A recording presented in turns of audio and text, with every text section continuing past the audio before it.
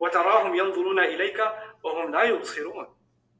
So it's this deep insight into, first of all, the first thing you and I have to learn about dealing with stubborn people. I'm not saying the stubborn people you have to deal with in your life are the same as the idols of Makkah or the leaders of Quraysh. That's not what I started with, that disclaimer. So I have to review that disclaimer with you.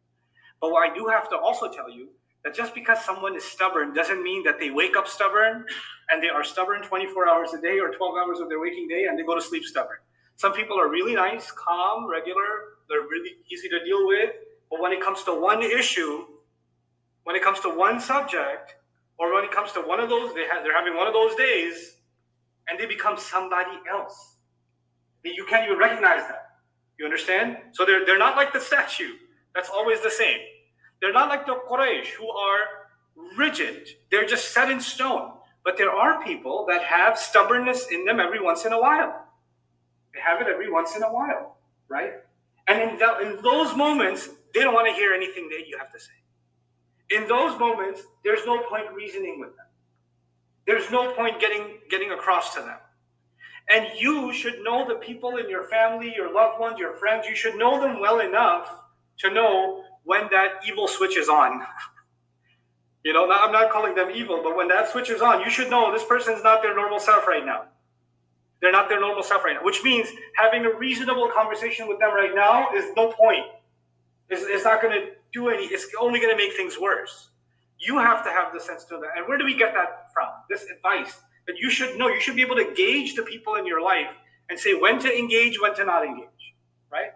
What is Allah telling the Prophet ﷺ in ayah number 199? خُذِ الْعَفْوَ.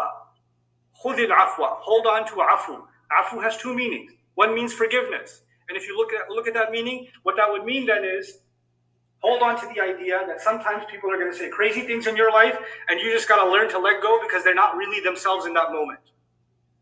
Don't make that into an argument because you've had that same argument 3,000 times. It didn't go any differently. Learn your lesson and stop making the same mistake. خُذِ الْعَفْوَ. But afu also means in Arabic that which comes easy. Afu means that which comes easy, that which is accessible. And one of the meanings of that in the ayah is expect from people what you know they can handle. Expect reasonably what is easy for them.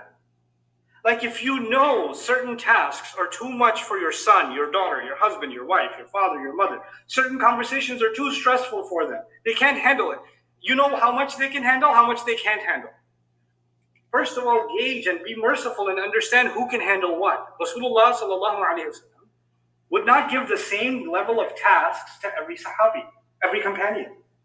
He knew some can handle more, some can handle less. Some were given massive responsibilities at a young age, and some were given almost no responsibilities, even being twice that age, because he has a profile, he has an understanding of who can handle how much. So you cannot have blanket expectations, even not from all of your children. Not all your children are the same. Some kids turn out to be Yusuf, others turn out to be Binyamin, others turn out to be the other brothers of Yusuf. That happens too, right? Not all kids are the same. Not all dealings, not all friends are the same. Not all employees are the same. And that's خُذِ الْعَفْوَ. خُذِ الْعَفْوَ, be a little, forbearing. Understand that a person's not in their strongest moment right now and let go of the accelerator a little bit. Tone down the pressure. If they're rising in pressure, you tone it down a little bit.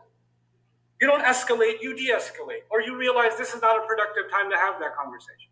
This is خُذِ الْعَفْوَ. But that just because you went easy, what does Shaitan come and tell you? When you go easy, then Shaitan comes in two ways. He says, why are you going easy on it? What, are you weak? You can't put that guy in his place? You're going to let him say that and not say anything back? And you tell yourself, no, I'll say it later, right? I'll say it later when it's time. And the Shaitan will come and say, oh yeah, later, right. You're just scared. So then you tell Shaitan, oh yeah, I'm not scared. I'm going to have this fight right now like I did the other 800 times. And you do the same thing again. What's the other way Shaitan comes? He says, man, it's not worth the fight. So don't bring it up. Then don't bring it up even when things are normal. Then don't bring it up ever again and let them get away with it. There is one thing, if a person is becoming ignorant, that's not the time to deal with it. When things have calmed down, that doesn't mean the issue is resolved. You still have to bring it up. And where do we get that from? The next phrase in the ayah, وَأْمُرْ بِالْعُرْفِ. and stand by and command and enjoin what is decent. Just because you're being lenient at times doesn't mean you let go of your values or you're never going to bring it up anymore. You're just going to find a wiser time to bring it up. But you'll still stand by what you say. And you're not going to apologize for what you believe. Just because somebody else became belligerent, somebody else became ignorant, doesn't mean you have to back down. And then even when you bring it up, when you thought it was a good time to bring it up, and you brought it up, and guess what? You found out that you stepped on a landmine again. The person blew up again. They're having an emotional meltdown and they're exploding on you, getting angry, getting stubborn, getting arrogant, getting all kinds of obnoxious. You're facing that situation again. What does the ayah end with? وَأَعْرِضْ عَنِ الْجَاهِلِينَ. And then deliberately ignore those who are incapable of controlling their emotions. The person like that needs to be ignored. You just say what you got to say, and you don't take into your heart the things they're saying to you. Like you learn to just deflect what they're saying. And the case for that in the Quran is Musa alayhi salam, right? Because he's talking to Fir'aun. Fir'aun is saying horrible things to him. And Musa alayhi salam doesn't say, you know what, you're a jahil, I don't got to deal with this. No, he doesn't. He keeps talking. But he's ignoring the nonsense that he's saying. He ignores the nonsense, sticks to his point. He hears more nonsense, he still sticks to his point. He hears more nonsense, he still sticks to his point. Now stand your ground. You don't become emotional. You don't raise your voice because they raise their voice. But you do ignore the jahil, which actually means not only do you ignore this person's behavior, you ignore this person every time they act in this way. You should spot it and say, this is not the time for me to get roped up in that. Don't allow yourself to get roped in that. So it's in these few words, خُذِ الْعَفْوَ وَأْمُرْ بِالْعُرْفِ وَأَعْرِضْ عَنِ الْجَاهِلِينَ is actually this huge teaching of our deen. That comes in ayah number 199 of Surah Al-A'raf. May Allah Azza wa Jal give us the strength, the spiritual strength, the emotional fortitude, the wisdom to be able to live by this ayah in our daily lives. بارك الله لي ولكم في القرآن الحكيم ونفعني وإياكم بالآيات والذكر الحكيم.